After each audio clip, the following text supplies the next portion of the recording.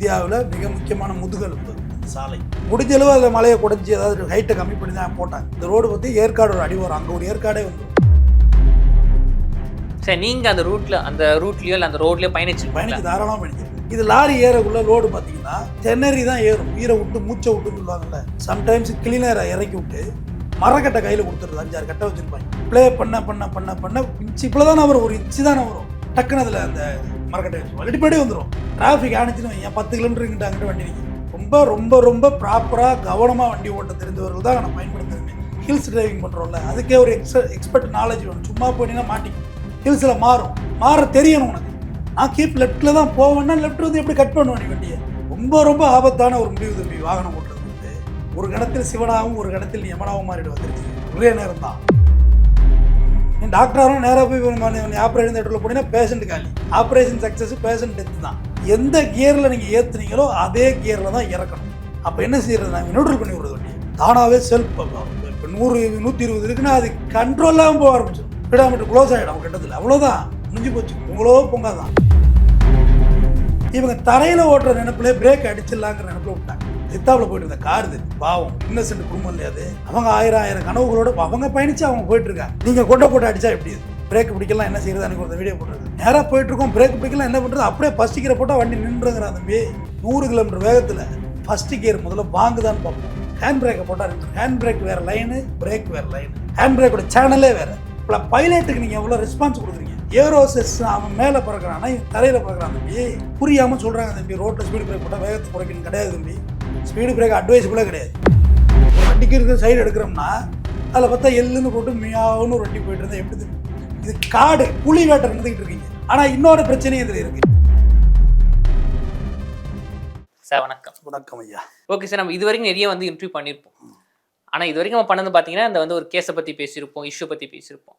ஆனால் இந்த ஒரு இஷ்யூ பற்றி பேச ஒரு முக்கியமான காரணம் இருக்குது உங்கள்கிட்ட. ஏன்னா கிரேனுக்கான லைசன்ஸ் வச்சுருக்கீங்க, லாரிக்கான லைசன்ஸ் வச்சுருக்கீங்க, காருக்கான லைசன்ஸ் வச்சுருக்கீங்க.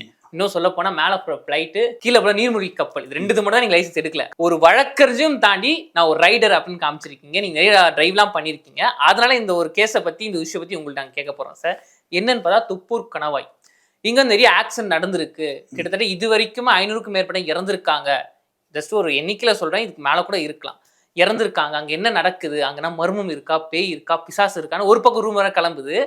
இதெல்லாம் பார்க்க உங்களுக்கு என்ன தோணும் சார்? என்ன நடந்திருக்கு? ஓட்டுநராக அதை சொல்லணும்னா முதல்ல பேயும் பிசாசெல்லாம் கிடையாது. அதெல்லாம் சும்மா அள்ளுக்காது, அதெல்லாம் தேவையில்லாத பொய்க்காது. அதெல்லாம் அப்படியா இருக்குது? இப்போ மற்ற எல்லா வண்டியிலும் பேய் அடிக்கணும். பேயெல்லாம் எங்கே இருக்குது? இந்த கான்செப்டெல்லாம் புரிஞ்சு போச்சு. இப்போ ஜென்சி கிட்ஸ் எல்லாம் பேயினால என்னன்னு தெரியாது. கடந்த 12 வருடங்களில் தம்பி சுமார் 500க்கும் மேற்பட்டவர்கள் பலியாகியிருக்காங்க அந்த இடத்துல. லாரி கார் மோதி தீப்பத்தி எரிஞ்சது. போன வருஷம் ஒரு லாரி பூந்து அடித்ததில் மற்ற எல்லா லாரியும் 3-4 வண்டி 10 வண்டிக்கு மேலே தாண்டி அடித்து ஆக்சிடென்ட் ஆனது. இப்படியா அது NH-44 அது ரோடு. அது ஆக்சுவலாக அது இந்தியாவில் மிக முக்கியமான முதுகெலும்பு அந்த சாலை. அப்படியே பெங்களூரு அப்படியே வச்சு பிடிச்சி பாம்பே அப்படியே நீங்கள் போயிட்டே இருக்கலாம். டெல்லி வரையும் போயிடும் அந்த ரோடு. அப்படி ஒரு ரோடு அது. ஆக்சுவலாக நிறைய ரோடு போட்டது ஊருக்கு ஒதுக்குப்புறமாக போட்டாங்க. அப்போ போட உள்ள நிறைய மலைகள் இருந்துச்சு. மலைகளில் தான் ரோடு போட்டாங்க. மலைகளை இயற்கை வளங்களை டேமேஜ் பண்ணுறதுக்கு உங்களுக்கு மலையை குடையிறதுக்கோ இல்லை மலைக்கு சைடில் போடுறதோ பெரிய ப்ராசஸ். அது செலவும் கூட. முடிஞ்சளவு அதில் மலையை குடைஞ்சி ஏதாவது ஹைட்டை கம்மி பண்ணி தான் போட்டாங்க. அப்போ ஒரு டேரக்ஷன் சொல்கிறேன் கேட்டுங்க. இது ஒரு மலை இப்படி இருக்கா? அதுக்கு அடுத்த மலை இப்படி இருக்கா? இந்த மாதிரி அதில் 3 குன்றுகள் அது மாதிரி இருக்கு அந்த இடத்துல. ஏன்னா அது அந்த ரோடு ஏற்காடு ஒரு அடிவாரம், அங்கே ஒரு ஏற்காடே வந்துடும். ஆக்சுவலாக ஏற்காடு அஸ்தம்பட்டி, அப்படியே கண்ணங்குறிச்சி, கொல்லப்பட்டி, அப்படியே இப்போ கொண்டப்பநாய்க்கு மட்டும் மேலே ஏறுவா ஏற்காட்டுக்கு. அங்கிட்ட டவுன் இறங்கினீங்கன்னா தருமபுரியில் இறங்கிடுவாடி அந்த ரோடு. அங்கிட்ட ஒரு பாதை இருக்குது. ஆனால் அது பொது வழிக்கு, பொதுமக்கள் பார்வைக்கு அந்த ஏற்காட்டிலேருந்து இறக்கல. அப்போ அது எவ்வளோ பெரிய மலை அந்த ஏற்காடு ஹில்ஸு. ஏழைகளின் இளவரசி ஏற்காடு. ஓகே, பெருசு. அப்போ மலையை போட உள்ள இது லாரி ஏறக்குள்ள லோடு பார்த்தீங்கன்னா தென்னறி தான் ஏறும். உயிரை விட்டு மூச்சை விட்டுன்னு சொல்லுவாங்கள்ல, அதெல்லாம் முடியாது. கதற ஆரம்பிச்சிடும். ஐயோ விட்றா என்னங்க ஒரு அப்படியே இன்ச்சாக நான் வரும். இன்னும் சொல்ல போனால் சம்டைம்ஸ் கிளீனரை இறக்கி விட்டு மரக்கட்டை கையில் கொடுத்துருது. 5-6 கட்டை வச்சுருப்பாங்க. ஒரு இன்ச்சுக்காக டப்புன்னு வைப்பாங்க. வண்டி நவர கிளச்சை ரிலீஸ் பண்ணி தம்பி எக்ஸ்ட்ராவை போட்டு ப்ளே பண்ண இன்ச்சு இப்போல தான் வரும். ஒரு இன்ச்சு தானே வரும். டக்குன்னு அதில் அந்த மரக்கட்டை வச்சுருவோம். அடிப்படே வந்துடும். இப்படியாக தான் அந்த வண்டி ஏறும். ஏறி அது மேலே கொண்டு போய் சேர்க்கறதுக்குள்ள படாதபாடு பட்டுறணும். அதை இடதுபுறம் அந்த லாரி போயிடுச்சுன்னா, அந்த இடத்துல ஏதாச்சும் லாரி சிக்கிக்கிடுச்சுன்னா, டிராஃபிக் ஆனிச்சுன்னு வைங்க, 10 கிலோமீட்டர் அங்கிட்டு வண்டி நிற்கும். அந்த இடம் மெயினான இடம். அவ்வளோ ஒரு ரொம்ப ரொம்ப ரொம்ப ப்ராப்பராக கவனமாக வண்டி ஓட்ட தெரிந்தவர்கள் தான் நான் பயன்படுத்துறேமே. இன்னும் சொல்லப்போனா, நீ ஹில்ஸ் டிரைவிங் பண்ணுறோம்ல, அதுக்கே ஒரு எக்ஸ்பர்ட் நாலேஜ் வேணும். சும்மா போனீங்கன்னா மாட்டிக்கும். நம்ம கீப் லெஃப்ட் தான் நம்மளோட டிரைவிங் ரூலு. ஆனால் ஹில்ஸில் மாறும். மாற தெரியணும் உனக்கு. நான் கீப் லெஃப்ட்டில் தான் போவேன்னா, லெஃப்ட் வந்து எப்படி கட் பண்ணுவேன் நீ வண்டியை? ஃபுல்லாக ஏறி அந்த லாரி இப்படி கட் பண்ணுன்னு வச்சுங்களேன், இன்னரில் ஏறக்குள்ளே உனக்கு லெஃப்ட் வராது. அது ஒரு ஓவர்டேக் ஏறுனா அது லெஃப்ட் வராது, உனக்கு மாறும். புரியுதுன்னு நினைக்கிறேன். இப்படி ஏறணும். அப்போ இப்படி ஏறி தான் கட் பண்ணணும். அப்போ இந்த கேப்பை பயன்படுத்தி தான் காரு போய்க்கணும் பட்டுன்னு. இல்லைனா இல்லை வாழை பிடிச்சிட்டு நிற்க வேண்டியதான் மணிக்கணுங்க. ஸ்பான்டனியஸாக நீங்கள் எடுக்கணும் அந்த இடத்துல ஒரு முடிவு. ரொம்ப ரொம்ப ஆபத்தான ஒரு முடிவு தம்பி வாகனம் ஓட்டுறதுங்கிறது. ஒரு கணத்தில் சிவனாகவும் ஒரு கணத்தில் நீ யமனாகவும் மாறிடுவா, தெரிஞ்சுக்க. ஒரே நேரம் தான் டிசிஷனே மாறிடும். வாழ்க்கையில் திருப்பி இன்னொரு முடிவு மாற்றி எடுக்க முடியாத விஷயம் ஓட்டுநர் மட்டும்தான். ஒன்ஸ் அவன் டிசிஷன் எடுத்துட்டானா எடுத்தது தான். அது அவங்க வாழ்க்கை நிறைய திருப்பு முனைகளும் வரும். என்ன வேணால் நடக்கலாம் தம்பி. ஒரு லோடுக்கு போயிட்டு திரும்பி வந்தால் தான் உண்டு. ஒரு லோடுக்கு போயிட்டு வரலன்னா ஒன்றுமே இல்லை. வீட்டை விட்டு வெளியே கிளம்புனா வந்தால் தான் உண்டு. அப்படி இஞ்சாக எடுத்து ஏற்றக்குள்ள இப்போ நிறையா வண்டிகளில் கிளீனரே இல்லை. யார் வர்றா வேலைக்கு? யார் வர்றா வேலைக்கே வர்றது இல்லையா? ஆளே இல்லையே. நேராக வர்றாங்க. வேக்கம் எங்கன்னா திறந்துடுறது கூட தெரியறது இல்லை. வேக்கம் லிவர் இருக்குது தம்பி. இப்போ ஆட்டோமேட்டிக் லேட்டஸ்ட் வந்துடுச்சு. லேட்டஸ்ட் வந்து கீழேலாம் வந்துடுச்சு. கீழே வேக்கம்லாம் வந்துடுச்சு. நேராக வர்றது அந்த வேக்கம் திறக்கணும்.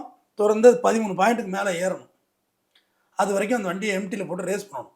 அது ஒரு ஃப்ளாட்டான சர்ஃபேஸ்லாம் ரேஸ் பண்ண முடியும். ஏன்னா வேக்கம் ஓப்பன் பண்ணோன்னே ஹேண்ட் பிரேக் ஓப்பன் ஆகிடும். சாதாரண விஷயம் இல்லை. அதை கட்டை வச்சு காப்பாற்றிட்டு ரேஸ் பண்ணணும். டர்னு ரேஸ் பண்ணணும். அப்போ தான் அந்த ஆரனே அடிக்கும். பப்பங்கிறது இல்லை. அதெல்லாம் ஏறாருன்னு அதெல்லாம் பச்சாலே போயிடும், ஏறே போயிடும். 13 பாயிண்ட் ஏறின பிறகு தான் பிரேக்கே நிற்கும். இவ்வளோ விஷயங்கள் அதில் இருக்குது. சரி, நீங்கள் அந்த ரூட்லேயோ இல்லை அந்த ரோட்லேயோ பயணிச்சு தாராளமாக பயணிச்சிருக்கேன். எப்படி இருந்துச்சு அந்த அனுபவம்? அதான் இதுதான் சொல்கிறேன். இவ்வளோ விஷயங்கள் அதில் இருக்குது. அப்போ நீங்கள் அந்த வேக்கம்லாம் ஏறிட்டா இறங்கிட்டா, இப்போ கிளீனர் வேலையெல்லாம் பார்த்து வண்டி கற்றுக்கிட்டாங்கன்னு வச்சுங்களேன், வண்டியை பற்றி முழு விஷயங்களும் இந்த டிரைவர்கிட்டேருந்து கற்றுக்குவீங்க. வக்கீலுக்கு படிச்சுட்டா எல்லோரும் வக்கீல் தான் தம்பி. டைரெக்டாக கோர்ட்டுக்கு போனால் உனக்கு ஒன்றுமே தெரியாது. படித்தது வேறு, அங்கே ப்ராக்டிக்கலாக வேறு மாதிரி இருக்குது. கோர்ட்டு ப்ரொசீடிங்ஸ் வேறு. அது ஒரு கோர்ட்டுனா எப்படி, ஒரு கோர்ட்டுக்குள்ளே போகல குனிஞ்சு உட்காரணும், குனிஞ்சு நிமிரணும், ஜட்ஜுக்கு முன்னாடி குறுக்க ஓடக்கூடாது, குனிஞ்சு தான் போகணும். இப்படி பல ப்ரொசீஜர் இருக்குது. ஃபைலிங் ப்ரொசீஜர், ஸ்டாம்ப், இதெல்லாம் அங்கே போய் தான் கற்றுக்க முடியும். அது தான் ஒரு சீனியர்கிட்ட இருக்கிறது. நீ டாக்டராகவும் நேராக போய் ஆப்ரேஷன் தேட்டரில் போனீங்கன்னா பேஷண்ட் காலி. ஆப்ரேஷன் சக்ஸஸ், பேஷண்ட் டெத்து தான். அது ஏதாவது ஒரு கிளினிக்கில் போய் நீ வேலை ஒன்றை விட ஒரு ஸ்டாஃப் நர்ஸுக்கு கூடுதல் நாலேஜ் தெரியுமா உனக்கு? ஆரம்பத்தில் உனக்கு சின்ன சின்ன சர்ஜரியில் கூட நிப்பாட்டுவாங்க. நீ அந்த டாக்டரோட பிள்ளையாகவே இருக்கலாம். அந்த டாக்டர் ஹோல் பில்டிங் ஒன்றதாகவே இருக்கும். ஆனால் எடுத்த இடத்துலலாம் கத்தியை கொடுத்துட மாட்டாங்க. அனுபவம் தேவை. மிஸ் ஆனால் போயிடும். கூடவே தான் இருக்காங்க. வச்சிருந்து கற்று பார்த்து சின்ன சின்ன சர்ஜரி கொடுத்து அப்புறமா தான் உன்னை மேஜராக தனியாக விடவே மாட்டாங்களே. கடைசி வரையும் அவங்க அட்வைஸ் போல் இருந்துக்கிட்டு தான் இருக்கும். அதுமாரி தான் ஓட்டுநர்கிட்ட கிளீனராக வர்றது. வேக்கம்னா என்ன, சாப்பாடு ஒரு திடீர்னு ஒரு இடத்துல வண்டி பிரேக் டவுன் ஆகிடுதான், எப்படி சமைச்சு சாப்பிடணும் எதுவுமே தெரியல. இப்போ உள்ள கிட்ஸுக்கு ஆர்டர் போட்டுடலாங்கிறாங்க. ஆர்டர் போட்டு சாப்பிட்ருவோம். ஆர்டர் எங்கடா போய் கிராமத்துக்குள்ள எங்கே போய் ஆர்டர் போடுறது? அந்த நட்டுவனா காட்டில் ஆர்டர் வருவா. ஒரு கிராமத்தில் போய் லோடு ஏற்றுற வண்டி பிரேக் டவுன் ஆகிடுது, இல்லை கிரவுண்ட் உடஞ்சி போடுது, இல்லை பட்டை உடஞ்சி உட்காந்து சென்ட்ரல் ஆக்சில் உடையும், சென்ட்ரல் ஜாயிண்ட் உடையும், கீர் பாஸ் உடையும், எல்லாம் உடையிறது தான் வண்டியில். அப்போ என்ன செய்யணும்? அந்த ஊரில் யார்கிட்டையாவது சமைச்சு சாப்பாடு வாங்கி 2 நாள் 3 நாள் டிரைவர் கிளம்பி போடுவாங்க. சல்லுன்னு பஸ்ஸை பிடிச்சி நம்ம கூட பணத்தை வாங்கிறேன். இப்போ தானே ஜிபே ஊபேலாம் வந்துருச்சு. நாம பணத்தை வாங்கிறேன்டா நீங்கன்னு சொல்லிட்டு போயிடுவாங்க. 2 நாள் 3 நாள் அங்கே கிடக்கணும் வண்டியோடைய. அப்போ கடைக்குள்ள தான் எந்த இடத்துல திட்டு போய் வருவான், என்ன நடக்கும் அப்படிங்கிறது தெரியும். அந்த மாதிரிலாம் இப்போ யாரும் கிளீனராக இருந்தெல்லாம் வர்றது கிடையாது. தூங்காமல் இருக்கிறது எப்படி? டிரைவர் வண்டி ஓட்டினா கிளீனர் தூங்காமல் இருக்கணும். இந்த ப்ரொசீஜர்லாம் மாறாமல் இவங்க எல்லாம் டைரக்ட் டிரைவர் ஆகிடுறாங்க. இப்போ நிறைய பேர் வெஹிக்கிள்ஸ் வாங்கிடுறாங்க. வண்டியை பற்றி எந்த நாலேஜும் இல்லை. கடனை வாங்கி போட்டு வாங்கி அந்த இன்ச்சாக ஏறுதுன்னு சொன்னேன் இல்லையா, அதேமாதிரி இறங்குது இல்லை. அடுத்து டவுனு இறங்கக்குள்ள எந்த கியரில் நீங்கள் ஏற்றுனீங்களோ அதே கியரில் தான் இறக்கணும். எக்ஸ்ட்ராவில் தானே ஏற்றுனீங்க, எக்ஸ்ட்ராவை போட்டு ஏற்றுனீங்களா, ஃபஸ்ட்டில் போட்டு ஏற்றுனீங்கன்னா அதே கியரில் தான் அது இறங்கணும். ஆனால் அப்படி இறங்குறதே இல்லை. கேட்டால் வந்து டீசலை மிச்சம் பண்ணணும் அப்படின்னு சொல்லி சில காரணங்கள் சில டிரைவர்கள் பண்ணுறதுனால பெரிய இழப்புகள் ஆகிடுது தம்பி. சார் அதில் மிச்சப்படி தான் சார் நடக்க போகுது. 1 லிட்டர் டீசல் மிச்சமாகுமா, 2 லிட்டர் ஆகுமா, இல்லை 5 லிட்டர் ஆகட்டுமே, 500 ரூபா தானே. அப்போ என்ன செய்யறது? நாங்கள் நியூட்ரல் பண்ணி விடுறது. வண்டியை ஆஃப் பண்ண முடியாது, நியூட்ரல் பண்ணி விடுறது. நியூட்ரல் பண்ணக்கூடாது. என்ன ஆகும்னா குறிப்பிட்ட கட்டத்துக்கு மேலே அது வேகம் எடுக்க ஆரம்பிச்சிடும். தானாகவே செல்ஃப் இப்போ 100 120 இருக்குன்னா அது கண்ட்ரோலாக போக ஆரம்பிச்சிடும். ஸ்பீடாமீட்டர் க்ளோஸ் ஆகிடும் ஒரு கட்டத்தில். அவ்வளோதான், முடிஞ்சு போச்சு. பொங்கலோ பொங்காதான். அப்போ என்ன ஆகுனா உன்னோட பிரேக் நிற்காது. உன்னோட பிரேக் ஒரு குறிப்பிட்ட எல்லை வரைக்கும் தான் நம்ம நிற்கும். ஃப்ளாட் சர்ஃபேஸில் அடிக்கலாம், நிற்கும். அது வெளில இழுக்கும், பிரேக்கெல்லாம் நிற்காது. இவங்க தரையில் ஓட்டுற நினைப்பிலே பிரேக் அடிச்சிடலாங்கிற நினைப்பில் விட்டாங்க. இன்றைக்கி நடந்த விபத்தும் அப்படி தான். எத்தாப்பில் போயிட்டு இருந்த கார் தெரியுது, பாவம், ஒரு இன்னசென்ட் குடும்பம் இல்லையா அது. அவனுக்கு என்ன தெரியும், பாவம் 3 பேர் இருந்துட்டாங்க சம்பவ இடத்துல. அவங்க 1000 கனவுகளோடு அவங்க பயணித்து அவங்க போயிட்டுருக்காங்க. நீங்கள் கொண்டை போட்டு அடித்தா எப்படி அது? அப்போ இந்த கியரில் இறக்குறதுங்கிறதே சில டிரைவர்லாம் வீடியோ போடுறாங்க. இதில் மாதிரி பண்ணாதீங்கடா, கியரில் இறக்குறதுங்கடா. இன்ஸ்டாவில் நிறைய பேர் வீடியோ போடுறாங்க. நானும் இது ஒரு முறை தொப்பூர் ஆக்சிடென்ட் பேச சொல்லி எத்தனை உங்கள் டிவிலே 3வது வாட்டி பேசுகிறேன். இந்த வருஷத்தில் மட்டும் தம்பி, இந்த வருஷத்தில் மட்டும் 3வது வாட்டி பேசுகிறேன். வருஷத்தோட எண்டு டிசம்பர் மாதம்னாலே கெட்ட நேரம் தான் நமக்கு. அப்போ என்ன ஜாக்கிரதையாக இருக்கணும்ல. அப்போ வருஷம் இது மாதிரி விபத்துக்கள் அதிகமாக ஆகிட்டு தான் இருக்கு, அந்த ரேஸ் ஆகிட்டு தான் இருக்குது. இப்போ இந்த கவர்மெண்ட் வந்து என்ன முன்னெடுத்தாங்கன்னா, ஒரு ஆர்டிஓலாம் வரவழைச்சு பெரிய லெவலில் ரிசர்ச் பண்ணாங்க தம்பி. சாதாரணமே இல்லை, டெல்லியிலேருந்தெல்லாம் ஆஃபீஸர்ஸ் வந்துட்டான். என்னடா எப்படின்னா இப்படி 12 வருஷத்தில் 500 பேருக்கு மேலேனா எப்படிங்க அந்த இடம் வந்து எல்லாம் ரிசர்ச் பண்ணி கடைசியாக ஒரு பிளான் பண்ணாங்க. தங்கனார் கரைச்சாலில் வருது அது, NH 44 பில்லர்ஸ் போடுறாங்க.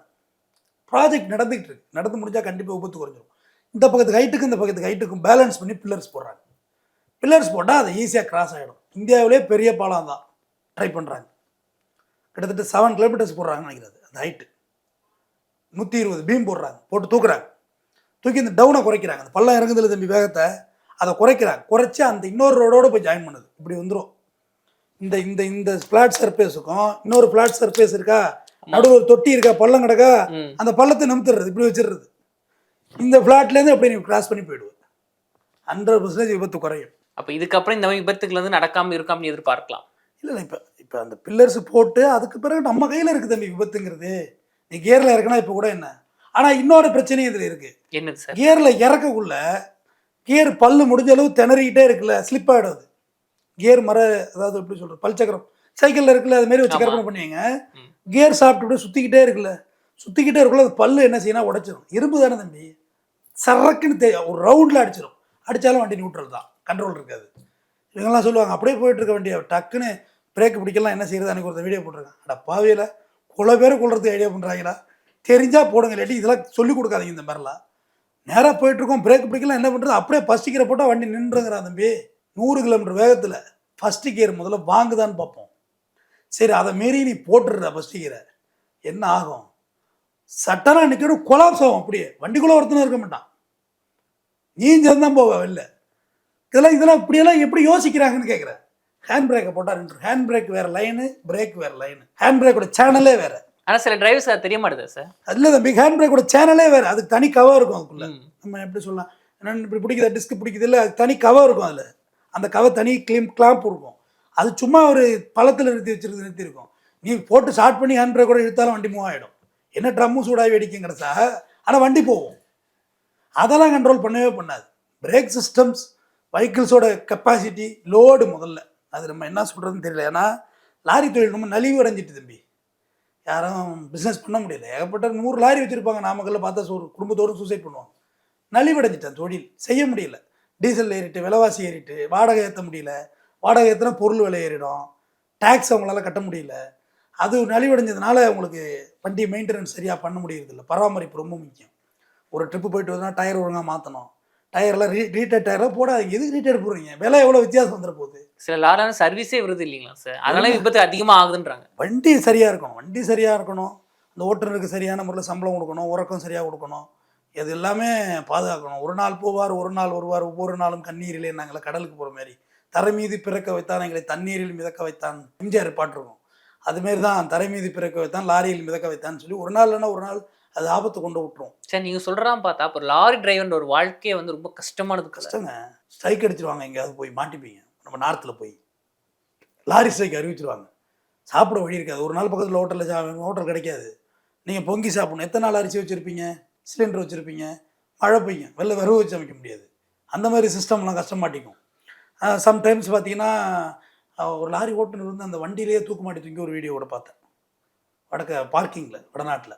என்ன பிரச்சனையோ, வீட்டில் வேறு டிப்ரெஷன் பண்ணுவாங்க. ஃபோன் அடித்து ஏதாவது இங்கே அது இது பணம் அனுப்புங்க, அதான் வந்தோடனே வாங்கிக்கிறது பணம், இல்லை போனோம் வரட்டுமே. அதாவது இங்கே புள்ள ஏதாவது ஒம்பளுக்குறான் ஏதாவது சொல்லி விட்றது அங்கே அவன் மன உளைச்சல் ஆகிடும். ரொம்ப பீஸ்ஃபுல்லாக இருக்க வேண்டிய ஒரு பைலட்டுக்கு நீங்கள் எவ்வளோ ரெஸ்பான்ஸ் கொடுக்குறீங்க? ஏரோசஸ்க்கு மாப்பிள்ளை கொடுக்குறீங்க, லாரி டிரைவருக்கு மாப்பிள்ளை கொடுக்க மாட்டீங்க. ஏரோசஸ் அவன் மேலே பறக்கிறான்னா இவன் தரையில் பறக்கிறான் தம்பி. சார் நீங்கள் லாரி டிரைவரை பற்றி இவ்வளோ பெருமையாக சொல்கிறீங்க, நல்லா இருக்குங்க சார். ஆனால் அதே லாரி டிரைவருங்க, எல்லா லாரி டிரைவர்ஸும் கிடையாது சார். சில பேர் வந்து பொறுப்பு இல்லாமல், இப்போ நீங்கள் சொல்கிற மாதிரி இதுமாதிரி ஆக்சிடென்ட் பண்ணுறது, சரியா வண்டியை சர்வீஸ் பண்ணாமல் இருக்கிறது, இஷ்டத்துக்கு அதிவேகத்தில் ஓட்டுறது. இப்போ தொப்பூர் கணவால் வந்து அதி விபத்து நடந்தது யாருன்னு பார்த்தீங்கன்னா லாரி மூலமாக தான் நடந்திருக்கு. லாரி மூலமாக தான் நடந்தது. அப்போ இந்த மாதிரி லாரி டிரைவர்ஸும் இருக்காங்களா சார்? அதாவது நான் இது மறுக்கலை, 10% தவறு இருக்குது. நம்ம எல்லாத்துக்கும் சுத்தமாக ஒன்றுமே இல்லைன்னு சொல்கிறது பொறுப்பற்ற ஓட்டு தான், அதை நான் மறுக்கவே முடியாது. எப்படி வண்டி சரியில்லைன்னு நம்ம சொல்ல காரணம் சொல்ல முடியுமா? வண்டியை நம்ம தான் சரியாக வச்சுக்கணும், முதல் பாயிண்ட்டு. அடுத்தது இந்த டூரிஸ்ட் பஸ்ஸு போகிறாங்கல்ல, அவங்களுக்கு இது புது ரோடு, பயந்துக்குவாங்க. அவங்க பயந்துப்பாங்க. பேசஞ்சர் வண்டியில் கேள்வி கேட்க ஆள் இருக்கும், என்னடா இவ்வளோ வேகமாக போகிறேன்னு கேட்டுருவாங்க. லாரியை யார் கேள்வி கேட்குறது? நம்மளே கேட்டுக்க வேண்டியதான், என்னடா இவ்வளோ வேகமாக போயிட்டுருக்கோம் அப்படின்னு நம்மளே கேட்டுக்க வேண்டிய யார் இருக்கா? ஸோ அடுத்தது ரெகுலர் பஸ் ஓட்டுறாங்க தெரியுமா, தருமபுரி டு சேலம், அதில் மாற்றுறதுக்கே டிரைவர் வர மாட்டாங்க தெரியுமா உங்களுக்கு?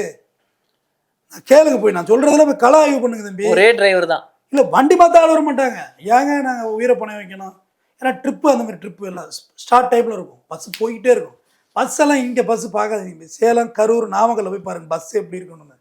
சும்மா மின்னும் ஜொலிக்குது நகை கடை மாதிரி இருக்கும் பஸ். அப்படியே பட்டை கலப்பு வாங்கி கொடுத்து பஸ்ஸு ஆள் வரமாட்டாங்க, டிரைவர் வரமாட்டாங்க, வீட்டில் உள்ளவங்களே அனுப்ப மாட்டாங்க, செத்து போயிடுவான். அன்றைக்கி இருந்தாலும் செத்து போயிடுவான் அந்த ரோட்டில்னு. அந்த ரோட்டு அப்படிப்பட்ட ரோடு, அவ்வளோ பேர் பலி ஆகிட்டு. கண்டக்டர் போக மாட்டாங்க, கண்டக்டர் போனால் பின்னாடி உட்காந்துருது போய். இப்போ இந்தியாவிலும் இதே மாதிரி நீங்கள் சொல்கிற மாதிரி இந்த ரோடுகள் இன்னும் மோசமாக இருக்குங்களா? ரோடு மோசமாக இல்லை தம்பி, அந்த இடத்தோட அமைப்பு அப்படி இருக்குது. அன்றைக்கி வாகனம் கம்மியாக இருந்தது, போட்டாங்க ஸ்பீடு பிரேக் இடையில போட்டாங்க. அப்புறம் வந்து ஆர்டிஓ தான் வந்து எடுத்தார், ஸ்பீடு பிரேக்கே ஆபத்துறான்ட்டார். ஸ்பீடு பிரேக் வந்து புரியாமல் சொல்கிறாங்க தம்பி, ரோட்டில் ஸ்பீடு பிரேக் போட்டால் வேகத்தை குறைக்கணும். கிடையாது தம்பி, ஸ்பீடு பிரேக் அட்வைஸபிளாக கிடையாது. சாலைங்கிறது போகிறதுக்கு தான் சாலை, ஸ்பீடு பிரேக் எப்படி அட்வைஸு? அப்போ வேகமாக ஒரு வண்டி ஸ்கூல் இருக்கு, ஒரு ஸ்கூல் இருக்குன்னா போடலாம் தம்பி. சும்மா என்ன தெரிஞ்சுட்டு ஆக்சிடென்ட் ஆகுது, ஸ்பீடு பிரேக் போட்டாங்க. ஆர்டிஓவில் வந்து கலாய்வு பண்ணாங்க. நான் சொல்கிறது ஒரு நாள் நடக்கல, 15 நாளைக்கு மேலே இருந்தாங்க. கேம்ப் போட்டு ஒரு வண்டியோட ஸ்பீடு லிமிட்டேஷன் பார்த்து எவ்வளோ தூரத்தில் நிற்குது வண்டி, எல்லா வண்டியும் சொல்லி அனுப்பி பிரேக் அடி, இந்த இடத்துல பிரேக் அடி, இந்த இடத்துல கியரை மாற்றுறான்னு சொல்லி ஒரு வண்டியிலையும் பிரேக் இன்ஸ்பெக்டர் ஏறி பார்த்தாங்க. அதுக்கப்புறம் தான் கண்டுபிடிச்சாங்க இது இப்படி சரி பண்ண முடியாது. பில்லர்னா அந்த வீடு பெருசு பில்லரை போட்டு கிளப்பியிருக்காங்க. 120 பில்லர் சாதாரண ப்ராஜெக்ட் இல்லை, வேறு வழி இல்லை, இதுதான் ஆக்சிடென்ட்டை குறைக்குங்கிறது கடைசியாக ஒரு கன்க்ளூஷனுக்கு வர்றாங்க. ஆனால் இது முன்னாடியே பண்ணியிருந்தா இவ்வளோ விபத்துகள் நடந்திருக்காதுல்ல சார்? ஏன் இவ்வளோ லேட்? தம்பி கவர்மெண்ட் வந்து ஒரு சிஸ்டம் கொண்டு வர்றாங்க. இப்போ எடுத்தோடனே உனக்கு மார்ச் ஏரியில் போய் போஸ்ட்மார்ட்டம் பண்ணுவாங்க. இல்லை முதல்ல ட்ரீட்மெண்ட் பண்ணணும், அதில் செத்த பிறகு தானே மார்ச் 12 வருஷம் சார். இல்லை சரியாயிடும். இப்போ இது இத்தனை கோடி ப்ராஜெக்ட் நான் சொல்கிறது தெரியுமா, வாயால் சொல்லிட்டேன். அந்த ப்ராஜெக்ட் சரியாக வரணும், அதில் எவ்வளோ டீமெரிட்ஸ் வருதுன்னு பார்க்கணும். பாலம் மேலே இருக்கும், கீழே அதுலேயும் சமூக ஒரு இல்லாத வேலை பண்ணானா என்ன செய்வேன்? ஹில்ஸ் இருக்குல்ல தம்பி, பாலம் மேலே போயிடுது, கீழே சர்வீஸ் ரோட்டில் சமூக ஒரு தப்பு பண்ணுறான்னா, இந்த பாலம் போட்டதுனால தான் கீழே தப்பு பண்ணுறான்னா என்ன தான் சொல்கிறது? கவர்மெண்ட்டு என்ன தான் செய்வான்? என்ன முடியாத பண்ணி பார்க்குறது தான். இது ஒரு ட்ரை பண்ணுறாங்க. விரைவில் அந்த பாலத்து பணிகள் முடியட்டும், விபத்துகள் குறையட்டும், தொடர்ந்து ஓட்டும், ஓய்வெடுங்க, தூக்கம் வந்தால் தூங்குங்க, மது அருந்திட்டு வாகனம் ஓட்டாதீங்க. உங்களுமே குடும்பமும் இருக்குது, எதிர்த்தாப்புல ஒரு இன்னசென்ட் உயிரும் உங்கள் கையில் இருக்குது, அனைவருடைய உயிரும் உங்கள்கிட்ட இருக்குது. கார் ஓட்டுற நீங்கள் கொஞ்சம் அந்த இடத்தையெல்லாம் வேகமாக நீங்கள் கடந்து போய்ட்டு, ஏன்னா கார் கண்ட்ரோலபிள். இவங்க என்ன செய்வாங்கன்னா மெதுவாக வச்சுட்டு தெராவிட்டு இருப்பாங்க. இங்கே கட்டுப்பாட்டை எழுந்து கார் வந்துடுது, டக்குன்னு அந்த இடத்த கடந்து போயிடுங்க, சரசரன்னு போயிடுங்க. நல்லா திறமையாக ஓட்டுங்க. எள்ளுன்னு போட்டுக்கிட்டு பழி எடுக்காதீங்க ஹைவேல வந்து. நீங்கள் எள்ளு தான் தெரியுது, வர்றவன் என்ன செய்யுறது? நீங்கள் ஒரு வண்டிக்கு இருக்கிற சைடு எடுக்கிறோம்னா அதில் பார்த்தா எள்ளுன்னு போட்டு மியாவுன்னு ஒரு வண்டி போயிட்டு இருந்தால் எப்படி தம்பி? இது காடு, புலி வேட்டை நடந்துக்கிட்டு இருக்கீங்க. இல்லை இங்கே மியாவுன்ட்டு ஒரு வண்டி போயிட்டு இருக்கு, எதிர்த்தாப்புல ஒரு காரு 800 ஒன்று போயிட்டு இருக்கு. இங்கே மரண வெறி கொண்டு இங்கே ஏறிக்கிட்டு இருக்கு, ஓவர்டேக்கு. மிஸ் ஆனால் லெஃப்ட்டு, அதான் சொல்ல புயல் வேகத்தில் போயிட்டு இருக்கு, லெஃப்ட்டு குறிப்பிட்ட கட்டத்தில் ரிவர்ஸ் ஆக முடியல, இவன் மெதுவாக போயிட்டுருக்கான். சரி போய் ஆறுன்னு அடித்தோம்னா அப்பையும் ஒதுங்கிறது இல்லை, நான் மெதுவாக போயிட்டுருக்கேன். மெதுவாக போகிறதுக்கு ரோடு கிடையாது, நீங்கள் பயிற்சி எடுப்பதற்கோ விளையாடுவதற்கோ சாலை இல்லை, அது நெடுஞ்சாலை. நீங்கள் வந்தீங்கன்னா என்னவும் நடக்கும், நீங்கள் தான் பாதுகாப்பாக இருந்துக்கணும். அன்றைக்கி பார்க்குறேன் அந்த உள்ளூர்வாசிகள் இருக்கிறாங்கல்ல, அவங்களுக்கு தான் ஊர் மாறினதே இன்னும் உணரலை. நம்ம ஊரில் ஹைவேஸ் போட்டாச்சு, நம்ம ஒரு ஹைவே இருக்குது, வேகமாக வண்டி போகுது அப்படின்னு கேஷுவலாக ஒரு பைக்கை திருப்புற தூக்கி எழுது ஸ்பாட் அவுட்டு. அப்படியெல்லாம் போகக்கூடாது. உங்கள் ஊருங்கிற தொட்டு ரொம்ப அலட்சியமாக நம்ம ஊர் இந்த கடத்தரெல்லாம் இருக்குல்ல, சின்ன சின்ன கடத்தரு படக்கு கிராஸ் பண்ணுறீங்க, அது உனக்கு தான் ஊர். வெளியூர்லேருந்து வர்றவனுக்கு 1000 கடத்தரில் அது ஒரு கடத்தரு. போனது மாதிரி பஞ்சாயத்து படி என்ன பண்ணுறது? இன்றைக்கி வந்து நீதிமன்றங்களில் குவியும் வழக்குகள், வாகன விபத்து வழக்கில் நம்பர் 1 போயிட்டு இருக்கு. அடுத்தது விவகாரத்து வழக்கு. 2மே நீதிமன்றம் பொங்கி வழிகிறது. சென்று பாருங்கள் நீதிமன்றங்களை, எல்லா நீதிமன்றங்களும். 3வது செக் கேஸ் வழி. இது கோர்ட்டு நம்பரையே பண்ண முடியல. ஒரு கேஸ் 2 கேஸாக இருந்தேன் சும்மா அள்ளி கிழிச்சு கிழிச்சு வீதிராயம் போடுங்க. இந்த வச்சு பணமே ஒரு கேஸ்லையும் இல்லை. 3 வழக்கு தான் டாப்பில் போகுது. தொடர்ந்து பேசும். நன்றி சார், தொடர்ந்து பேசும்.